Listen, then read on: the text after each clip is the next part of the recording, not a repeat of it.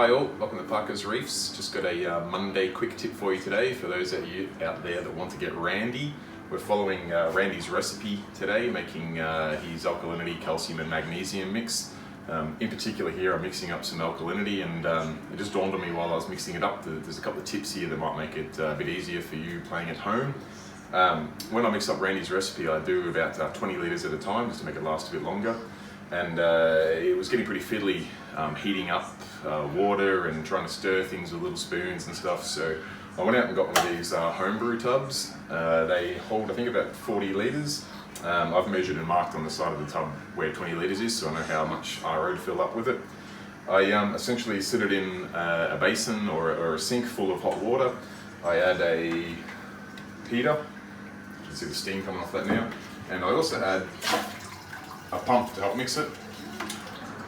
I then put my baking, or my recipe, the baking powder or baking soda, I can't remember which one it is, sorry Randy, in the oven, heat that up, and then once this water's up to temperature and the pump's in there mixing it all up, I tip it straight in. It saves me standing there for a couple of hours with a spoon. I just leave the heater on, keeps the water at about 60 degrees, the pump going to stir it right up.